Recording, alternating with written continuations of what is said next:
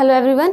तो आज जो हमारा टॉपिक है ये है मेटलर्जी। मेटलर्जी को हम एक और नाम से भी जानते हैं, that is the extraction of metals.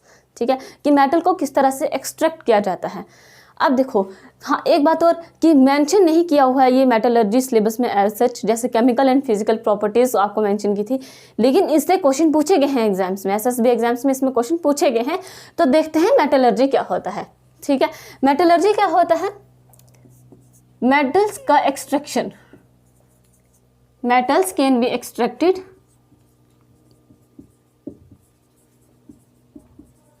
from minerals. Okay, अब ये मिनरल्स क्या होता है?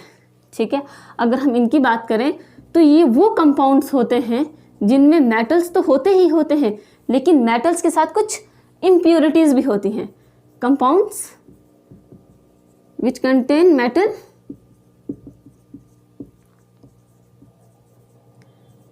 and also some impurities.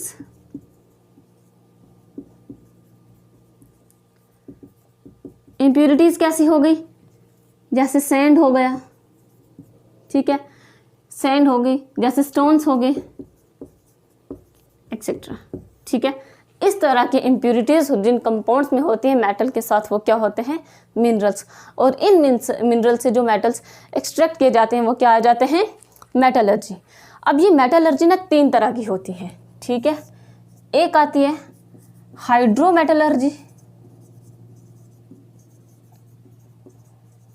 ठीक है, एक होती है पायरोमेटलर्जी,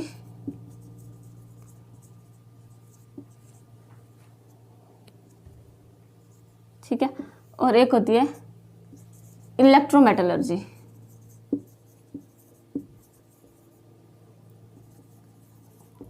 ठीक है, ये कितनी तरह की होती हैं? 3 तरह की, हाइड्रोमेटलर्जी, पायरोमेटलर्जी एंड इलेक्ट्रोमेटलर्जी। ठीक है, हाइड्रो का मतलब ही है वाटर।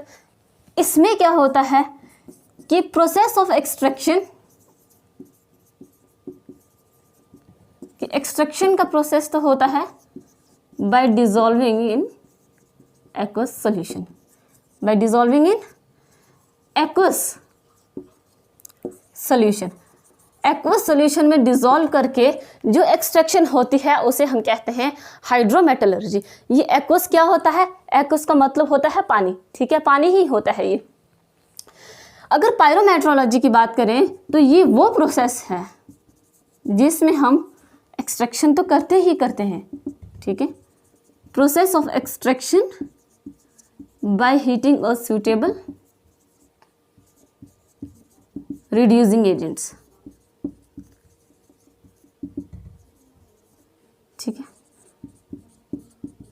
ठीक है, एक्सट्रैक्शन होती है लेकिन सूटेबल रिड्यूसिंग एजेंट को हीट करने पे। ओके, नेक्स्ट अगर बात करें हम इलेक्ट्रोमेटलर्जी, इलेक्ट्रो मतलब इलेक्ट्रिसिटी। ठीक है, तो process is done by passing electricity. ठीक है, इलेक्ट्रिसिटी पास करके इस प्रोसेस में जिसमें हम एक्सट्रैक्शन कर रहे हैं, किसकी एक्सट्रैक्शन हो रही है? मेटलर्जी की हो रही है, जिसमें हम इलेक्ट्रिसिटी पास करते हैं तो वो क्या आ जाती है? इलेक्ट्रोमेटलर्जी। तो हाइड्रो का मतलब होता है वाटर, और एक्वस कुछ भी नहीं है, वाटर ही है। ठीक है, एक्वस को हम AQ भी लिख सकते हैं, ऐसे लिखते हैं। ठीक है, हाइड्रोमेटलर्जी में एक्सट्रैक्शन तो हो रही है लेकिन हम उसको एक एक्वस सॉल्यूशन में डिसॉल्व करेंगे मिनरल्स को। ठीक है, वहाँ से हम मेटल्स निकालते हैं। पायरोमेट्रोलर्जी जिसमें हम एक सूटेबल रिड्यूसिंग एजेंट्स को हीट करते हैं, एंड इलेक्ट्रोमेटलर्जी जिसमें हम क्या करते हैं? इलेक्ट्रिसिटी को पास करते हैं। ओके, ये तो आगे मेटलर्जी की कुछ टाइप्स। अब देखो हमारे पास क्या है? मेटलर्जी। तो मेटलर्जी करने का कोई ना कोई तरीका होगा। पहले हम मेटलर्जी के स्टेप्स देखते हैं। ओके,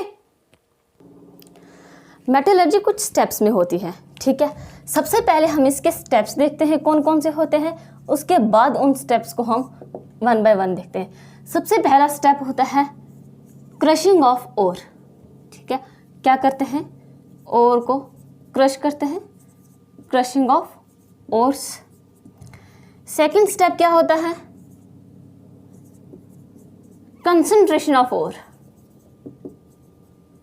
ये सारे स्टेप हम देखते हैं, एक एक करके देखते हैं।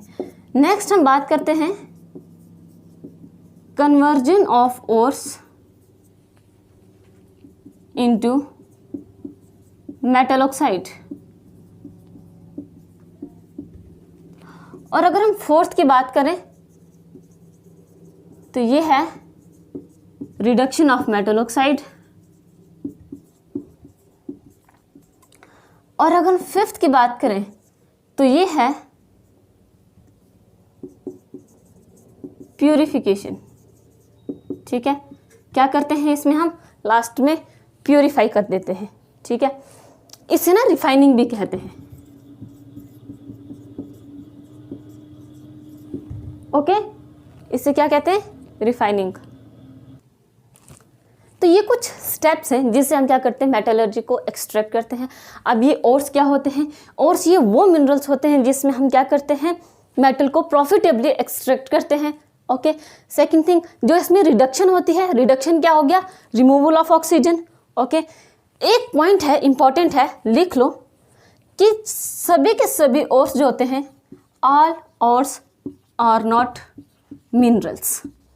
सभी के सभी ओर्स मिनरल्स नहीं होते, but all minerals are ores. ठीक है, सभी के सभी ओर्स जो होते हैं वो मिनरल्स नहीं होते, लेकिन सबके सब मिनरल्स जो होते हैं वो ओर्स होते हैं। और ओर्स क्या होता है? ये वो मिनरल्स होते हैं जहाँ से हम मेटल्स को प्रॉफिटेबली क्या करते हैं, एक्सट्रैक्ट करते हैं। ठीक है, एक पॉइंट और है, एक टर्म आती है। ठीक है, क्या नाम है? गॉज। ये क्या होता है? ठीक है, गॉज क्या होता है? Earthen impurities. ये कौन सी इम्प्योरिटीज होती हैं? Like sand, stone etcetera. ठीक है, ये जो इम्प्योरिटीज होती है ना, इससे हम गॉज भी कहते हैं और इसी को हम मैट्रिक्स भी कहते हैं। ठीक है, इसको हम क्या कहते हैं, गॉज और मैट्रिक्स भी कहते हैं। सबसे पहला स्टेप आता है क्रशिंग ऑफ ओर्स। ओर्स को क्या करते हैं, क्रश करते हैं। ठीक है, इसमें हम क्या करते हैं, कुछ मशीन्स का यूज़ करते हैं क्रशिंग के लिए। ठीक है, तो नेक्स्ट आता है कंसंट्रेशन ऑफ ओर्स। उसको हम देखते हैं ये क्या होता है। क्रशिंग ऑफ ओर्स में सिर्फ इतना ही है कि हम इसमें मशीन्स का यूज़ करते हैं ओर को क्रश करने के लिए। नेक्स्ट हम मूव करते हैं कंसंट्रेशन ऑफ ओर्स की ओर। स्टेप सेकंड ले रहे हैं और इसमें आ रहा है concentration of ore. Concentration of ore को हम एक और नाम से भी जानते हैं, ड्रेसिंग ऑफ ओर, या फिर हम इसे कहते हैं बेनिफेक्शन ऑफ ओर। ठीक है, इसमें हमें 4 डिफरेंट मेथड्स देखने हैं। ठीक है, वन बाय वन करके देखते हैं। सबसे पहला मेथड जो आ जाता है, ये क्या आता है, ग्रेविटी सेपरेशन। ठीक है, सबसे पहला मेथड क्या आ जाता है, ग्रेविटी सेपरेशन, और इसी को हम कहते हैं हाइड्रोलिक सेपरेशन भी। जहाँ पर हाइड्रा वर्ड यूज़ हो जाता है ना, वहाँ पे पता हो जाता है कि वहाँ पर क्या होना चाहिए, वाटर का यूज़ होगा। ठीक है, अब देखो ग्रेविटी सेपरेशन में क्या करना है। सबसे पहले इसमें ओर एंड जो इम्प्योरिटी होती हैं वो डिफरेंट कंसंट्रेशन की होनी चाहिए, डिफरेंट डेंसिटीज़ की होनी चाहिए, और ऑफ डिफरेंट डेंसिटीज़। ठीक है, अलग अलग डेंसिटीज़ होनी चाहिए इनकी। यहाँ पर हम ले लेते हैं एक इंक्लाइंड प्लेन और इसके साथ हैं ग्रोव्स।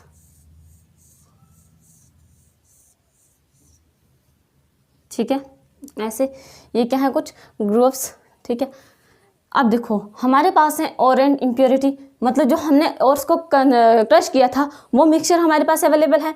उस मिक्सचर को हम क्या करते हैं, वाटर की हेल्प के साथ यहाँ से बहा देते हैं।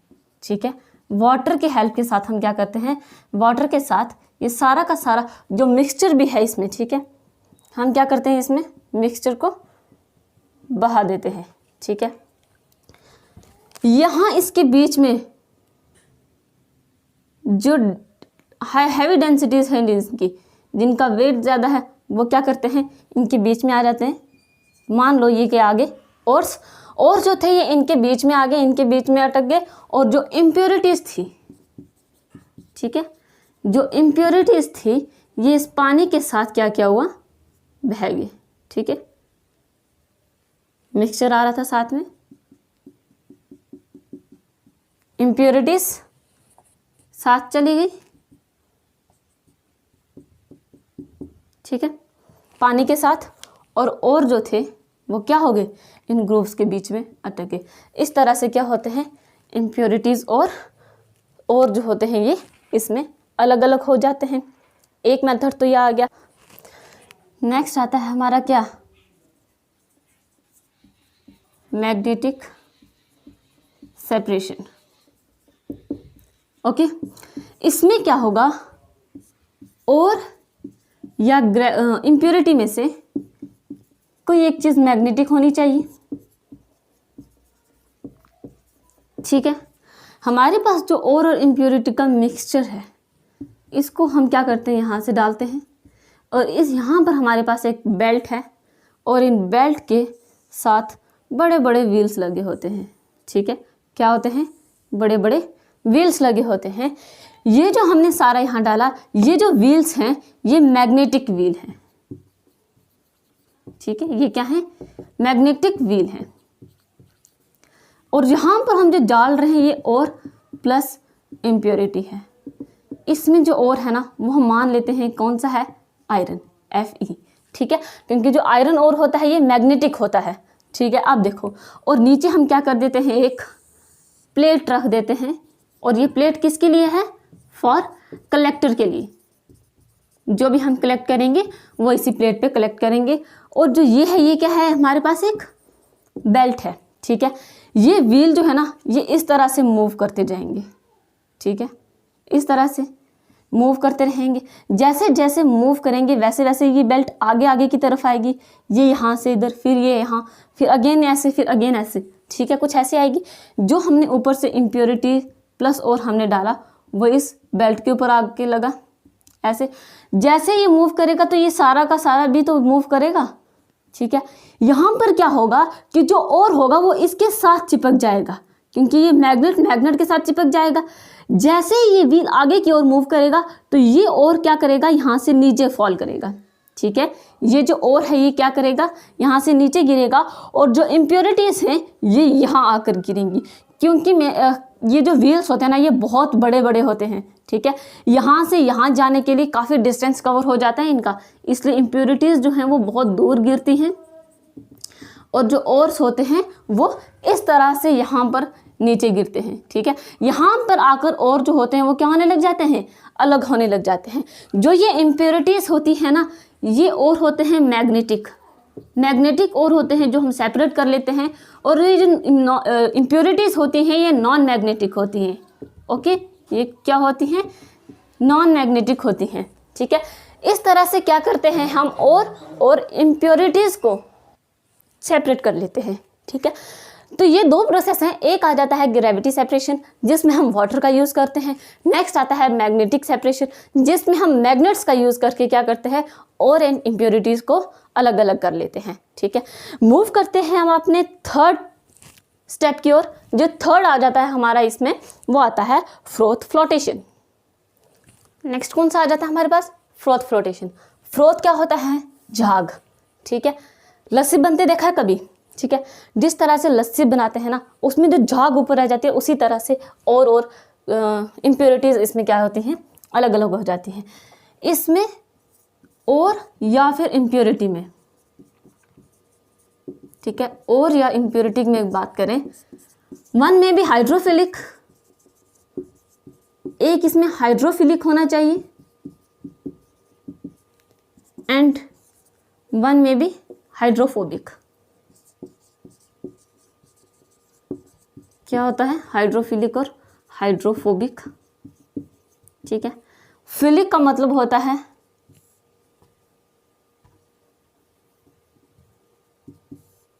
लव, ठीक है, क्या होता है, love. Hydro that means water, ठीक है। फोबिक तो सबको पता होता है डर, एंड हाइड्रो वाटर, ठीक है। पानी से प्यार करने वाले क्या इनमें से एक ऐसा होना चाहिए जो हाइड्रोफिलिक होते हैं यानी कि वाटर लविंग होना चाहिए, और एक ऐसा होना चाहिए जो हाइड्रोफोबिक, दैट मीन्स वाटर से नफरत करने वाला, वो पानी से दूर दूर भागने वाला होना चाहिए। ठीक है, इसी में हम देखते हैं एक है हमारे पास ऐसा टैंक। ठीक है, इसमें हम ले लेते हैं मिक्सचर। ये किसका मिक्सचर ले लेते हैं? ऑयल प्लस वाटर का। ऑयल और वाटर कभी भी एक साथ मिक्स नहीं हो पाते। ऑयल जो है वो ऊपर ऊपर रहता है और वाटर नीचे रहता है। ठीक है, ये है हमारा टैंक। इसमें हमने जो मिक्सचर लिया ये है ऑयल प्लस वाटर। ऑयल ऊपर ऊपर होता है और वाटर नीचे बैठ जाता है। ठीक है, अब देखो ये है हमारे पास एक, कहते हैं हम इसे एयर एजिटेट। ठीक है, ठीक है, कुछ ऐसा ले लेते हैं। लेट्स सपोज यहाँ से बंद है। ठीक है,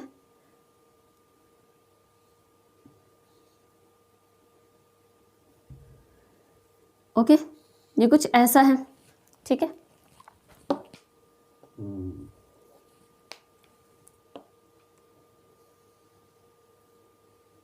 ठीक है, अब जो ये है ना एयर एजिटेट, इसमें हम क्या करते हैं, इसे जैसे पुश पुल इस तरह से करते हैं। ठीक है, नीचे जाएगा फिर ऊपर, नीचे जाएगा फिर ऊपर।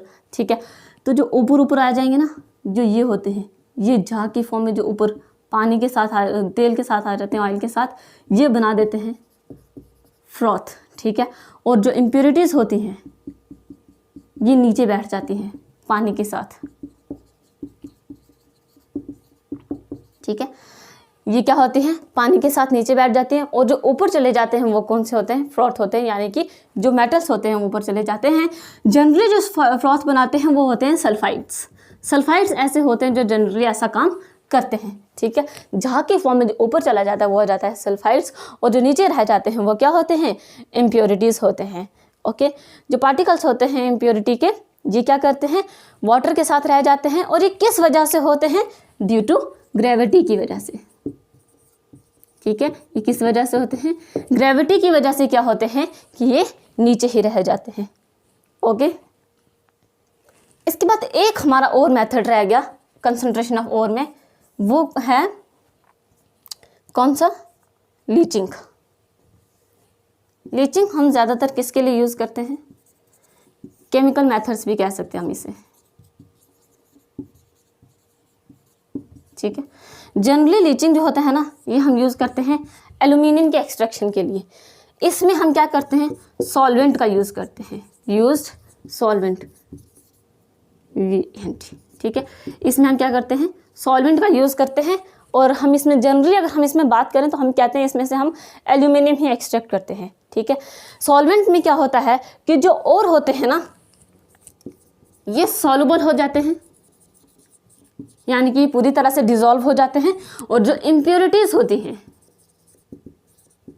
ये इनसॉल्युबल होती हैं, यानी कि पूरी तरीके से ये डिसॉल्व नहीं हो पाती, जिसकी वजह से हम केमिकल मेथड्स में क्या करते हैं? इम्प्योरिटीज़ को अलग कर देते हैं, और ओर्स को हम क्या कर देते हैं? अलग कर देते हैं। ठीक है, ओर्स जो होते हैं ये सॉल्यूशन के साथ सॉल्युबल हो जाते हैं। एक एग्जांपल बताती हूँ, जैसे जब बिल्डिंग्स का काम चलता है, कंस्ट्रक्शन वर्क होता है, तो वर्कर्स अक्सर क्या करते हैं? जो सैंड होती है ना, सैंड में जो मिक्सचर बन जाता है स्टोन्स के, या छोटे छोटे किंकर आ जाते हैं, छोटे छोटे स्टोन्स पत्थर आ जाते हैं, उनको सेपरेट करने के लिए एक बड़ी सी छन्नी का यूज़ करते हैं। ठीक है, कुछ ऐसी होती है वो। ठीक है, ऐसी कुछ होती है, और इसके बीच में मतलब ऐसे, जिसमें से क्या करते हैं? सैंड जो है वो अलग हो जाती है, और जो हैवी पार्टिकल्स हैं वो ऊपर रह जाते हैं। इसी तरह से हम ये कहते हैं कि जो और होता है वो सॉल्युबल हो जाता है, और इम्प्योरिटीज़ जो होती है वो इनसॉल्युबल, जो कि अलग हो जाती हैं। ठीक है, इसमें हम अगर बात करें फिल्टर पेपर के ऊपर, जब हम इसको डालते हैं, इस सॉल्यूशन को डालते हैं, तो जो ओर्स होते हैं वो नीचे चले जाते हैं, फिल्टर पेपर के साथ नीचे चले जाते हैं, और जो इम्प्योरिटीज़ होती हैं वो फिल्टर पेपर के ऊपर ही रह जाती है। ठीक है, जैसे हम इसमें वर्कर्स जो होते हैं ये यूज़ करते हैं, जिसमें सैंड नीचे चले जाते हैं और स्टोन्स वगैरह जो होते हैं वो ऊपर रह जाते हैं। सिमिलरली इस केस में क्या होता है? ये लीचिंग के प्रोसेस में जो ओर्स होते हैं सॉल्युबल होने की वजह से ये नीचे चले जाते हैं सोल्यूशन के साथ, फिल्टर पेपर में से, और जो इम्प्योरिटीज़ होती हैं वो इनसॉल्युबल होते हैं, यानी कि वो पूरी तरीके से डिसॉल्व नहीं हो पाती सोल्यूशन में और वो फिल्टर पेपर से ऊपर ही रह जाती हैं। इसके बाद हमारा स्टेप थर्ड आ जाता है conversion of ore into metal oxide. हमने केमिकल प्रॉपर्टीज़ में भी देखा, फिजिकल प्रॉपर्टीज़ में भी देखा कि मेटल ऑक्साइड क्या होता है, मेटल प्लस ऑक्सीजन, ठीक है, मेटल प्लस ऑक्सीजन। मान लो जिंक और प्लस ऑक्सीजन ने मिलकर क्या बना दिया, ZnO, ठीक है। ऐसे ही कुछ मेटल ऑक्साइड हमें यहाँ पे भी बनाने हैं, ठीक है। जनरली जब हमने एक्टिविटी सीरीज देखी थी उसमें जो हमारे पास थे, जैसे जिंक हो गया, लेड हो गया, कॉपर आ गया, ये जो बीच में लाई करते थे ये इतने ज़्यादा रिएक्टिव नहीं थे, ठीक है। रिएक्टिव थे बट ये मॉडरेट रिएक्टिव थे, ठीक है। हम ये भी नहीं कहेंगे कि ये लेस रिएक्टिव थे, लेस भी नहीं थे, इतने कम भी नहीं थे और इतने ज़्यादा भी रिएक्टिव नहीं थे। ऐसे वाले जो होते हैं ना उनके लिए हम क्या करते हैं, और को उनमें हम ये वाला मेथड जो होता है वो अप्लाई करते हैं, जिसमें और को हम क्या करते हैं, मेटल ऑक्साइड्स में हम क्या करते हैं, कन्वर्ट करते हैं। अब जो ये होते हैं ना ये जनरली दो फॉर्म में होते हैं। कौन कौन सी फॉर्म में होते हैं, एक होते हैं सल्फाइड और की फॉर्म में अवेलेबल होते हैं, और जो दूसरे होते हैं वो कौन से होते हैं, कार्बोनेट की फॉर्म में, कार्बोनेट और। ये दो और होते हैं जिसमें ये क्या होते हैं, ये सारे के सारे और भी बहुत आ जाते हैं, जैसे जिंक, लेड, कॉपर के साथ और भी बहुत सारे जितने भी आ जाते हैं एक्टिविटी सीरीज में बीच के, वो सब आते हैं मेटल्स, ठीक है। वो सारे के सारे या तो सल्फाइड और की फॉर्म में होते हैं या फिर वो कार्बोनेट की फॉर्म में होते हैं, ठीक है। अब जो ये सल्फाइड और है ना ये कन्वर्ट करता है मेटल ऑक्साइड में, और जो कार्बोनेट और होते हैं ये भी मेटल ऑक्साइड में जाते हैं, ठीक है। दोनों में क्या डिफरेंस है, जो सल्फाइड और से मेटल ऑक्साइड की ओर रोस्टिंग, ठीक है, और जो कार्बोनेट और से मेटल ऑक्साइड में जाते हैं वो होते हैं उन्हें कैल्सिनेशन, ठीक है। अब इन दोनों में क्या है, एक छोटा सा डिफरेंस है, देखते हैं, ठीक है। जो ये रोस्टिंग होती है ना ये इसमें भी दोनों में हीट होती है, हीटिंग होती है इन दी प्रेजेंस ऑफ ऑक्सीजन, ठीक है। इसमें भी हीटिंग होती है लेकिन इसमें हीटिंग जो होती है इन दी एब्सेंस ऑफ ऑक्सीजन होती है, इन दी एब्सेंस ऑफ ऑक्सीजन। और यही रोस्टिंग वाला क्वेश्चन जो था एग्जाम में पूछा गया था कि ऐसा रोस्टिंग में ऐसा क्या है, ठीक है, जो heating in the presence of oxygen होती है, ठीक है। रोस्टिंग में क्या होता है कि हीटिंग तो होती है लेकिन ऑक्सीजन की प्रेजेंस में, वेरेज अगर हम कैल्सिनेशन की बात करें तो उसमें भी हीटिंग होती है लेकिन ऑक्सीजन की एब्सेंस में होती है, ठीक है। एग्जाम्पल लेते हैं इसमें, जिंक सल्फाइड प्लस ऑक्सीजन की प्रेजेंस में हो रही है रिएक्शन, तो मेटल ऑक्साइड बनेगा ना ZnO, ठीक है। ये क्या आ गया, zinc sulphide plus oxygen, reaction जो होती है ये ऑक्सीजन की प्रेजेंस में हो रही है, जहाँ से हम कहते हैं क्या हो रहा है, जिंक ZnO बाहर आ रहा है और हीट हो रहा है। हीटिंग का क्या हम साइन डालते हैं ऐसे, ठीक है, हीट हो रहा है। सिमिलरली अगर हम बात करें कार्बोनेट और की तो इसमें ले लेते हैं हम जैसे CaCO3, लेकिन इसमें ऑक्सीजन नहीं हो रही मगर हीटिंग तो हो रही है, ठीक है। तो यहाँ से CaO तो CO2 तो बाहर जाएगा ही जाएगा, ठीक है। यहाँ से हमारे पास जो हमारा मेटल ऑक्साइड आया ये क्या आया, CaO, ठीक है, और यहाँ पे ZnO, ठीक है। सिमिलरली और भी बहुत सारी एग्जांपल्स आ जाती हैं, जैसे ZnCO3 अगर बात करेंगे तो ZnO बाहर आ जाएगा, बाकी इसमें से एज अ बाय प्रोडक्ट क्या होता है, बाहर चला जाता है, ओके। ये तो आ जाती है कन्वर्जन ऑफ ओर इनटू जो हमने मेटल ऑक्साइड्स में किए, ठीक है। नेक्स्ट हम लेते हैं स्टेप फोर्थ, जिसमें हमें हमारे पास जो ये मेटल ऑक्साइड्स बने हैं ना, ये मेटल ऑक्साइड्स, इन मेटल ऑक्साइड्स की रिडक्शन करनी है, क्योंकि फाइनली हमें क्या चाहिए, हमें सिर्फ मेटल चाहिए, इसलिए जो ऑक्सीजन है इसको रिमूव करने के लिए हम क्या करते हैं, रिडक्शन करते हैं। स्टेप फोर्थ आ जाता है हमारा reduction of metal oxide. Reduction क्या हुआ, रिमूवल ऑफ ऑक्सीजन, ठीक है, ऑक्सीजन को रिमूव करना है, ठीक है। हमारे पास जो मेटल ऑक्साइड्स बने थे कौन कौन से बने थे, जैसे मान लो क्यूप्रस ऑक्साइड आ गया, क्यूप्रस ऑक्साइड को हमने क्या करना है, मेटल ऑक्साइड से बाहर निकाल, मेटल ऑक्साइड से एक मेटल ऑक्साइड है और इसमें से हमें ऑक्सीजन को रिमूव करना है, कोक का यूज़ कर लेते हैं। और जैसे ही हमने ये किया तो यहाँ से कॉपर अलग हो गया और कार्बन मोनोऑक्साइड की फॉर्म में यहाँ से बाहर चला गया, ठीक है, कार्बन मोनोऑक्साइड, CO बड़ा आएगा, क्योंकि अगर C के साथ अगर हम O स्मॉल लिख दें गलती से तो वो कार्बन मोनोऑक्साइड नहीं बनेगा, कोबाल्ट बन जाएगा, ओके, ये तो आ गया एक कॉपर ऑक्साइड, ठीक है, जिसे हम क्यूप्रस ऑक्साइड भी कहते हैं, इसे हम कॉपर ऑक्साइड भी कहते हैं। ओके, सिमिलरली हम ये कहें कि अगर हम इसकी रिएक्शन कार्बन मोनोऑक्साइड के साथ करवा दें, देन अगेन इसमें से कॉपर बाहर हो जाएगा, उस कॉपर निकलेगा एज अ मेटल और कार्बन डाइऑक्साइड बाहर चला जाएगा। सिमिलरली हम इसी को H2 के साथ भी लेते हैं, जिसमें से कॉपर एज अ मेटल बाहर और water as a by product बाहर चला गया। ठीक है, जैसे हमारे पास क्यूप्रस ऑक्साइड्स आए, ऐसे हम लेड ऑक्साइड भी ले लेते हैं और सिमिलर रिएक्शन हम ऐसे करवाएंगे, लेड प्लस कार्बन मोनोऑक्साइड बाहर। अगेन इसी लेड ऑक्साइड को हमने जब कार्बन मोनोऑक्साइड के साथ ट्रीट करवाया तो लेड तो बाहर आएगा एज अ मेटल, इसके साथ कार्बन डाइऑक्साइड बाहर निकल जाएगा। ठीक है, लेड को हम इस H2 के साथ भी रिएक्ट करवा सकते हैं और ये एज लेड प्लस वाटर यहाँ से बाहर।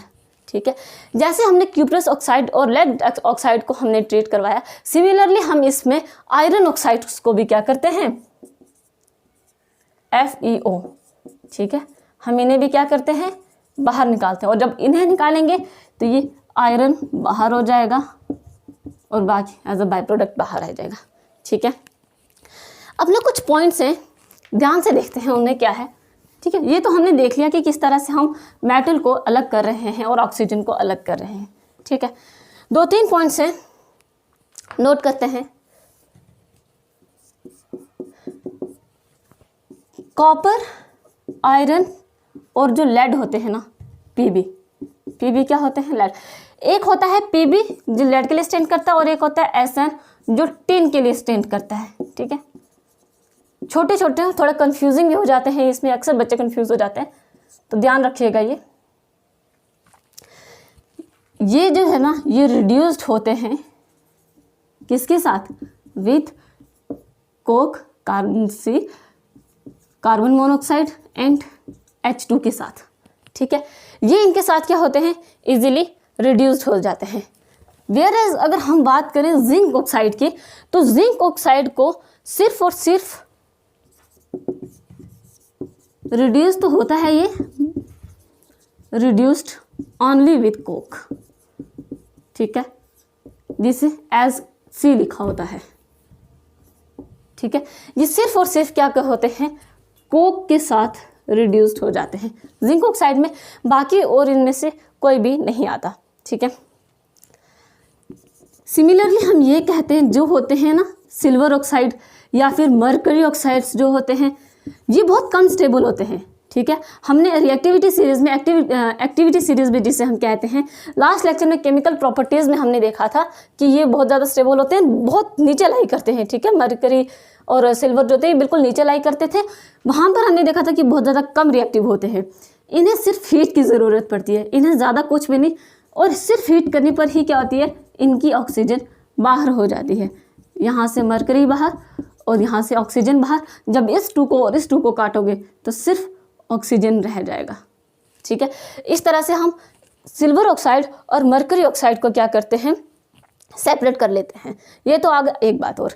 ठीक है, नेक्स्ट हमने स्टार्टिंग में देखा था कौन कौन से, कैटरीना ने, कार, मांगी, आल्टो। ठीक है, जो ये देना हमने इसमें क्या देखा था कि ये मोर रिएक्टिव होते हैं, यही देखा था, मोर रिएक्टिव होते हैं। ठीक है, ये आगे मोर रिएक्टिव, लेकिन जो इनके ऑक्साइड्स होते हैं ना, वो बहुत ही ज़्यादा स्टेबल होते हैं। Oxides are very stable. ठीक है, and oxides are very stable. एक बात और याद रखना कि रिएक्टिविटी और स्टेबिलिटी का इन्वर्स रिलेशन होता है। ठीक है, तो इस चीज़ में कंफ्यूज मत हो जाना कि अगर इनकी रिएक्टिविटी ज़्यादा है तो इनकी स्टेबिलिटी कम होगी। याद रखना, यहाँ पर हम ऑक्साइड्स की बात कर रहे हैं, मेटल की बात नहीं कर रहे। ठीक है, ऑल्दो ये रिएक्टिव है लेकिन इनके ऑक्साइड्स बहुत स्टेबल हैं। सिमिलरली इनके हम कहते हैं ये बहुत कम रिएक्टिव होते हैं जो सिल्वर और मरकरी होते हैं, लेकिन ये सिल्वर ऑक्साइड है। ठीक है, ऑक्साइड जो होते हैं वो क्या होते हैं, स्टेबल होते हैं, लेस स्टेबल होते हैं, सॉरी। ठीक है, और जो इनके ऑक्साइड्स होते हैं ये बहुत ही ज़्यादा क्या होते हैं, स्टेबल होते हैं, और इन्हीं की स्टेबिलिटी जो होती है, इनकी स्टेबिलिटी होने की वजह से ये इजीली रिड्यूस्ड नहीं हो सकते, therefore can not easily reduced. तो फिर कोई ना कोई इनके लिए रिड्यूसिंग रिएजेंट्स चाहिए, कैन नॉट इजीली रिड्यूस्ड। ठीक है, इसलिए क्या करते हैं, ये आसानी से रिड्यूस्ड नहीं हो सकते और इनके लिए कुछ रिड्यूसिंग रिएजेंट्स की ज़रूरत पड़ती है, carbon monoxide H2 and NH3, ठीक है।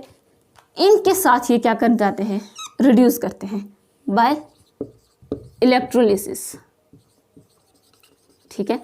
इलेक्ट्रोलिसिस के प्रोसेस की वजह से इन रिएजेंट्स का यूज़ करके ये जो potassium, sodium, calcium, magnesium and aluminium जो है ये रिड्यूस्ड कर जाते हैं। इतने ज़्यादा इजीली रिड्यूस्ड नहीं हो सकते क्योंकि बहुत ही ज़्यादा ये क्या है, रिएक्टिव हैं, ठीक है। और इनकी जो ऑक्साइड्स होते हैं वो बहुत ज़्यादा स्टेबल होते हैं, ओके। तो यहाँ फोर्थ स्टेप तक हमने क्या देखा कि हमारे पास मेटल्स जो हैं वो आ चुके हैं, लेकिन अभी भी मेटल्स जो हमारे पास आए हैं वो पूरी तरीके से हमारे पास प्यूरीफाई नहीं है, प्योर नहीं है। अब हमें उसकी प्यूरिफिकेशन देखनी है। स्टेप 1 में हमने देखा कि किस तरह से हमने ओर को क्रश किया। स्टेप 2 में हमने देखा कि क्रश किए हुए ओर की कंसनट्रेशन देखी। देन हमने उन्हीं कंसनट्रेशन ऑफ ओर्स को क्या किया, मेटल ऑक्साइड में हमने उसे कन्वर्ट कर दिया और फिर उन्हीं मेटल ऑक्साइड्स की हमने क्या कर दी, रिडक्शन कर दी। अब जो हमारे पास स्टेप 5 आता है, इसमें हम क्या करते हैं कि जो मेटल हमारे पास आए तो हैं लेकिन इनकी प्यूरिफिकेशन अभी भी हमारे पास पूरी तरीके से नहीं हुई है। कई मेथड है हमारे पास प्यूरिफिकेशन के, देखते हैं हम इनको 1 बाय 1, ओके। तो ये है हमारा स्टेप 5 जिसमें हमें क्या करना है, मेटल्स को प्यूरिफाई करना है, ठीक है। बहुत अलग अलग हमारे पास इसमें मेथड्स आ जाते हैं। पहले हम ये 4 मेथड देखेंगे, उसके बाद एक मेथड और है हमारे पास इलेक्ट्रो रिफाइनिंग, जो कि इम्पोर्टेंट भी है, ठीक है। अब देखो, सबसे पहले हम करवा रहे हैं डिस्टिलेशन, लिक्विडेशन, सेकंड मेथड, ठीक है, अलग है। इसमें हम क्या करते हैं, जिंक, कैडमियम एंड मर्क्यूरी की प्यूरिफिकेशन करवाते हैं और लिक्विडेशन में हम क्या करवाते हैं, टिन, मर्क्यूरी एंड क्या करवाते हैं, लेड की प्यूरिफिकेशन करवाते हैं। ऐसा क्यों करवाते हैं, as they have low melting point. Melting point इनका कम होने की वजह से इन्हें हम क्या करते हैं, थ्रू डिस्टिलेशन एंड लिक्विडेशन से हम इनको प्यूरिफाई करते हैं। नेक्स्ट हम मूव करते हैं जोन रिफाइनिंग, ठीक है। जोन रिफाइनिंग में क्या होता है कि सेमीकंडक्टर्स को प्रोड्यूस किया जाता है और यहाँ पर जो मेटल्स हम प्रोड्यूस करते हैं, जो मेटल्स यहाँ पे प्यूरिफाई किए जाते हैं वो बहुत ही ज़्यादा इम्प्योर होते हैं, ठीक है। बहुत ही ज़्यादा इम्प्योर मेटल्स को यहाँ पर प्यूरिफाई किया जाता है। जैसे अगर हम बात करें germanium, silicon, boron, gallium and indium, ठीक है। ये वो एलिमेंट्स आ जाते हैं, ये वो मेटल्स आ जाते हैं जिनको हमें क्या करना पड़ता है, प्यूरिफाई करना पड़ता है। और जोन रिफाइनिंग में ही क्या होता है कि सेमीकंडक्टर प्रोड्यूस किए जाते हैं। अब जो ये जोन रिफाइनिंग है ना, इनका एक प्रिंसिपल होता है जिसपे ये बेस्ड होते हैं और वो ये प्रिंसिपल होता है कि जो ये इम्प्योरिटीज़ होती हैं ये सॉल्युबल होती हैं, लेकिन ये सॉल्युबल कहाँ होती हैं, मोल्टन स्टेट में सॉल्युबल होती हैं, ना कि ये किसी भी सॉलिड स्टेट में सॉल्युबल होती हैं। सॉल्युबल क्या हो जाता है, पूरी तरह से डिसॉल्व हो जाना।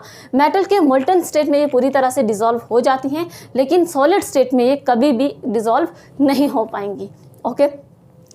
नेक्स्ट हम मूव कर रहे हैं वेपर फेस रिफाइनिंग, ठीक है। वेपर फेस रिफाइनिंग में क्या होता है कि जो हमारे पास मेटल्स तो आए हैं लेकिन वो मेटल भी हमारे पास इम्प्योर हैं। मेटल्स को हम कन्वर्ट करते हैं मोल्टन कंपाउंड्स में। जैसे हमने निकल को वोलेटाइल एंड स्टेबल कंपाउंड्स में कन्वर्ट किया, ये आ जाता है एक मोल्टन कंपाउंड। देन हम इसको डिकम्पोज कर देंगे एक प्योर मेटल में, ठीक है। हमारे पास 2 प्रोसेस है, Mond process and Van Arkel process. ये जो प्रोसेस है ये स्पेशली हम किसके लिए यूज़ करते हैं, निकल के लिए। एंड वेन आर्कल प्रोसेस जो होता है ये टाइटेनियम एंड जिरकॉनियम के लिए इसको हम यूज़ करते हैं, ठीक है। अब देखो जो मॉन्स प्रोसेस है ना, हमारे पास निकल तो इम्प्योर है। जैसे ही हमने इसमें कार्बन मोनोऑक्साइड डाला तो हमारे पास एक कंपाउंड बन गया NiCO4 जो कि वॉलेटाइल भी है और स्टेबल भी है। देन हमने इसको क्या किया, हीट किया और इसको प्योर एलिमेंट में, हम प्योर मेटल में हम इसे बाहर निकाल देते हैं, निकल जो था और प्लस 4 कार्बन मोनोऑक्साइड इसमें क्या हो गया, बाहर चला गया। वैन आर्कल प्रोसेस में हमने ये प्रोसेस जो था टाइटेनियम एंड जिरकॉनियम दोनों के लिए एक जैसा लगेगा। इसमें हमने क्या किया, हमारे पास था इम्प्योर मेटल, आयोडीन हमने इसमें डाला और हमारे पास क्या बन गया, एक मोल्टन कंपाउंड बन गया, ठीक है। मोल्टन कंपाउंड तो बने, लेकिन जब हमें इनको प्योर में कन्वर्ट करना है तो ये इजीली तो होंगे नहीं, इसलिए हमें इतना ज़्यादा टेम्परेचर देना पड़ा, 1600 डिग्री सेल्सियस हमें प्रोवाइड करना पड़ा, तब जाकर ये इम्प्योर से जो कंपाउंड्स मोल्टन कंपाउंड्स में गए थे, मोल्टन कंपाउंड्स में क्या हुआ, प्योर कंपाउंड्स में प्योर मेटल जो हमारे पास यहाँ से निकल आते हैं, ठीक है। एक और हमारे पास मेथड आता है यहाँ पे लिखते हैं क्रोमेटोग्राफी, ठीक है, GRAPHY, ठीक है, क्रोमेटोग्राफी। अब इस क्रोमेटोग्राफी में क्या होता है, ये भी एक प्रिंसिपल पे ही बेस्ड होता है। ये कहता है कि जो मिक्सचर के अलग अलग कंपोनेंट्स होते हैं ना, वो अलग अलग एब्जॉर्ब किए जाते हैं, ठीक है। हमारे पास एक वेसल आता है, क्रोमेटोग्राफिक एक पेपर आता है, उसके बीच में हम ये सोल्यूशन डालते हैं, उनके बीच में अलग अलग मिक्सचर होता है और उनका क्या होता है कि अलग अलग लेवल पे क्या होता है, वो पेपर ना बिल्कुल ऐसा ही है, क्रोमेटोग्राफिक पेपर ऐसा होता है कुछ, ठीक है। तो ये क्या करते हैं, बिल्कुल मतलब यहाँ पर अपने अपने लेवल पे ये क्या कर जाते हैं, एब्जॉर्ब कर जाते हैं, क्योंकि जैसा जैसा उनका सोल्यूशन होगा वैसे अपने लेवल के हिसाब से कोई यहाँ पर एब्जॉर्ब होगा, कोई यहाँ पर, कोई यहाँ पर, ठीक है। इसे हम एक वेसल के बीच में रखते हैं, वेसल के बीच में डाल नहीं देते, हमारे पास एक वेसल होता है और इस वेसल के ऊपर से हमें लगाना होता है, यहाँ पर हमारे पास सोल्यूशन है, ऊपर से किसी चीज़ के साथ हमें इसे स्ट्रिंग कर देना है, ठीक है। तो यहाँ पर हमारा जो पेपर होगा, यहाँ से सोल्यूशन के जो पास होंगे, वापस पास होंगे, वो इसके ऊपर क्या कर जाते हैं, एब्जॉर्ब कर जाते हैं। कोई यहाँ एब्जॉर्ब करेगा, कोई यहाँ पर, कोई यहाँ पे, ठीक है। अलग अलग डिपेंड करता है कि कैसे कंपोनेंट्स मिक्सचर का है, ओके। तो ये आ जाते हैं हमारे प्यूरिफिकेशन के कुछ अलग अलग मेथड्स आ जाते हैं। अब एक मेथड और है और वो बहुत इंपॉर्टेंट है, हम मूव करते हैं अपने 6th मेथड की ओर। अब हमारे पास लास्ट मेथड है इलेक्ट्रो रिफाइनिंग, ठीक है। इसमें हमें क्या करना है, इलेक्ट्रिसिटी का यूज़ करना है, ठीक है। हमारे पास स्टेप 4th में से क्या हुआ था कि इम्प्योर मेटल्स आए थे, ठीक है। मान लो जो हमारे पास इम्प्योर मेटल था वो हमारे पास क्या, कौन सा था, कॉपर का। कॉपर जो है ये क्या आता है, इम्प्योर मेटल जो कि एनोड पे आया, ठीक है। एनोड के पास इम्प्योर मेटल्स हैं, ठीक है। और अब देखो ये जो कॉपर है ना, Cu2 पॉजिटिव, ये अपने 2 इलेक्ट्रॉन्स दे रहा है। जब ये सोल्यूशन में आएगा ना, तो ये सिर्फ और सिर्फ Cu2 पॉजिटिव आएगा, ये अपने 2 इलेक्ट्रॉन यहीं पर छोड़ देगा, ठीक है। ये यहाँ आ गया और इसने क्या किया, अपना Cu2 2 इलेक्ट्रॉन छोड़ के Cu2 पॉजिटिव ये यहाँ पर आ गया। एक चीज़ याद रखना कि जैसे हमारे पास अगर ये कॉपर का था तो हमारे पास सोल्यूशन भी कुछ वैसा ही होना चाहिए, इसलिए हमारे पास यहाँ पर कौन सा सोल्यूशन लेते हैं, हम कॉपर सल्फेट का सोल्यूशन लेते हैं, क्योंकि हमारे पास जो मेटल है वो कॉपर है, ठीक है। अब ये Cu2 पॉजिटिव जो है ना, ये क्या करते हैं, यहाँ से प्योर मेटल की ओर मूव करते हैं, ठीक है। जो इनकी इम्प्योरिटीज़ होती है ना, वो यहाँ पर बैठ जाती है, ठीक है। एनोड मड कहते हैं इसे। ये क्या है, इम्प्योरिटीज़ हैं जो एनोड एनोड मड जो होते हैं बैठ जाते हैं, और जो प्योरिटी होती है इसकी वो सोल्यूशन में प्योर कैथोड की ओर क्या करती हैं, मूव कर देती हैं। और ये Cu2 पॉजिटिव तो यहाँ पर आता है, ठीक है। Cu2 पॉजिटिव यहाँ पर आया, ये है एनोड तो ये पॉजिटिव के साथ अटैच्ड होगा, ये है कैथोड तो ये नेगेटिव के साथ होगा। ये 2 इलेक्ट्रॉन जो हैं ये क्या करते हैं, यहाँ से मूव करते हुए यहाँ जाते हैं, ठीक है। ये इलेक्ट्रॉन्स का फ्लो हो रहा है, ठीक है। इन्होंने क्या किया, ये यहाँ से यहाँ आ गए। अब जो Cu2 पॉजिटिव यहाँ पे था ना, इसने क्या किया, इन दोनों इलेक्ट्रॉन्स को लेकर Cu बना दिया, ठीक है, कॉपर, ठीक है, कॉपर बना दिया। यहाँ पर देखते हैं रिएक्शन, एनोड पे जो रिएक्शन हो रही है ना, वो ऐसे हो रही है कि Cu2 पॉजिटिव अपने 2 इलेक्ट्रॉन को छोड़ के Cu2 पॉजिटिव के फॉर्म में एज अ सोल्यूशन में आ गया, ठीक है। कैथोड पे क्या हुआ कि Cu2 पॉजिटिव तो था ही था, इसने 2 इलेक्ट्रॉन्स ले लिए, ठीक है। Cu2 पॉजिटिव ने क्या किया, 2 इलेक्ट्रॉन लेकर एज अ सिर्फ Cu रह गया, सिर्फ कॉपर बन गया, प्योर मेटल बन गया, ठीक है। इस तरह से हम इस मेथड में क्या कर सकते हैं, प्योर मेटल की प्यूरिफिकेशन कर सकते हैं, ओके। एक चीज़ और जो मैंने कहा कि जो सॉल्युबल इम्प्योरिटीज़ होती हैं वो तो सोल्यूशन में चली जाती हैं, इम्प्योरिटीज जो सॉल्युबल हो जाती है वो सोल्यूशन में चली जाती है, और जो इनसॉल्युबल होती हैं वो एज एन एनोड मड की फॉर्म में क्या होता है, नीचे आ जाती हैं, ठीक है। इससे हमें जो ये है ना, ये जो एनोड पे क्या हो रही है, ऑक्सीडेशन, ठीक है। ऑक्सीडेशन यानी कि लॉस ऑफ इलेक्ट्रॉन, ठीक है, लॉस ऑफ इलेक्ट्रॉन। और यहाँ पे क्या हो रही है, रिडक्शन यानी कि गेन ऑफ इलेक्ट्रॉन, ठीक है। कंफ्यूज मत हो जाना, रिडक्शन बहुत सारी ऐसी रिडक्शन में क्या होता है कि एडिशन की हाइड्रोजन होती है, ऑक्सीजन की रिमूवल होती है, ऑक्सीजन का गेन भी होता है, ठीक है। तो अलग अलग जगह पे जो चीज़ जहाँ पे जैसी रिडक्शन लगेगी हम वही देखेंगे, ठीक है। जैसे यहाँ पर ऑक्सीडेशन में क्या हो गया कि 2 इलेक्ट्रॉन यहाँ से निकल गए, ठीक है। और कैथोड में क्या हो गया कि इसने आकर यहाँ पे क्या किया, 2 इलेक्ट्रॉन्स जो इसने क्या किया, ले लिए, ठीक है। नेक्स्ट अगर हम एक चीज़ और देखें, पॉजिटिव, इसको ना याद कैसे करते हैं, देखो PaO पॉजिटिव एनोड ऑक्सीडेशन, ठीक है। देखो यहाँ पर पॉजिटिव है, एनोड है, और यहाँ पर क्या हो रही है, ऑक्सीडेशन हो रही है। NCr नेगेटिव कैथोड रिडक्शन, ठीक है, इसमें भूलना नहीं है, ठीक है, क्योंकि इससे क्वेश्चन पूछे जाते हैं, ठीक है। एनोड पे ऑक्सीडेशन हो रही है और कैथोड पे रिडक्शन हो रही है। PaO NCr, पाओ NCr जो है, ठीक है, पाओ NCr से आप इसे याद रख सकते हैं कि एनोड पे ऑक्सीडेशन हो रही है, पॉजिटिव चार्ज है, कैथोड पे रिडक्शन हो रही है, नेगेटिव चार्ज, ठीक है, क्योंकि कैथोड तो नेगेटिव के साथ ही होंगे और जो ये क्या कहते हैं एनोड हैं ये पॉजिटिव के साथ होते हैं, ठीक है। तो यहाँ पर हमारे स्टेप्स होते हैं और कंप्लीट होते हैं, और इसी के साथ साथ हमारी मेटलर्जी भी कंप्लीट होती है, ठीक है। अब ना एक लास्ट है, उसको देखते हैं, वो क्या है, लास्ट है हमारे पास करोजन, ठीक है। करोजन तो ऐसे सिलेबस में नहीं है, लेकिन ना एग्ज़ाम में एक क्वेश्चन पूछा गया था जिसमें था कि जिंक की थिन लेयर के साथ जो हम कोटिंग करते हैं रस्टिंग को बचाने के लिए, ठीक है, ताकि स्टील और आयरन में या रस्टिंग ना हो, उसको बचाने के लिए जो हम थिन लेयर ऑफ जिंक की कोटिंग करते हैं उस प्रोसेस को क्या कहते हैं, ठीक है। तो ये गैल्वेनाइजेशन आ जाती है, और ये गैल्वेनाइजेशन करोजन में आती है। अब करोजन क्या होती है, आयरन को जो रस्ट लग जाती है ना, ठीक है, उसको प्रिवेंट करने के लिए हम बहुत सारे मेथड्स का यूज़ करते हैं, जैसे गैल्वेनाइजेशन आ जाती है, एलॉयज आ जाती है, ग्रीसिंग आ जाती है, ऑयलिंग आ जाती है, बहुत सारे मेथड्स आते हैं जिससे हम क्या करते हैं, आयरन की रस्टिंग को प्रिवेंट कर सकते हैं। सबसे पहला स्टेप जो आ जाता है ये क्या आता है, गैल्वेनाइजेशन, ओके। एक और आ जाता है जैसे हम जिसमें हम कहते हैं एलॉयज। ये एलॉयज क्या होता है, दो एलिमेंट क्या होते हैं, मिक्स टुगेदर, ठीक है, दो एलिमेंट क्या होते हैं, मिक्स होते हैं, और मिक्स होकर ये क्या बनाते हैं, एलॉयज बनाते हैं, ठीक है।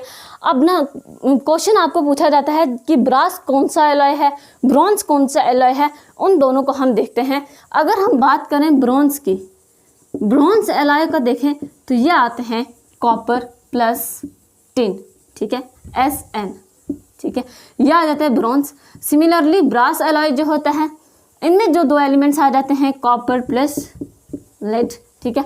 एक और आ जाता है सोल्डर, और ये आता है कॉपर प्लस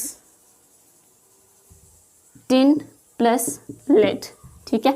ये तीनों की तीनों क्या है, एलॉयज हैं, ठीक है, तीनों की तीनों एलॉयज हैं। एक आता है कॉपर प्लस टिन, Sn क्या होता है, टिन, ठीक है। उसी तरह से ब्रास एंड सोल्डर, ठीक है। एक हमारी टर्म थी एमलगम, क्वेश्चन पूछा गया था कि एमलगम क्या है, ठीक है, एमलगम, ठीक है। एमलगम में पूछा गया था कि आप चीफ मेटल का नाम बताइए, तो उसमें क्या होता है, मरकरी प्लस अदर मेटल, ठीक है। मरकरी के साथ अगर कोई भी मेटल होता है तो ये एमलगम बनाता है। इसमें जब चीफ मेटल की बात की गई थी तो ये आ जाता था मरकरी, ठीक है, तो ये बनाता था एमलगम। तो यहाँ पर हमारा क्या होता है, मेटल और नॉन मेटल कंप्लीट होता है। आई होप ये वीडियो आपके लिए हेल्पफुल रही होगी। Thank you so much.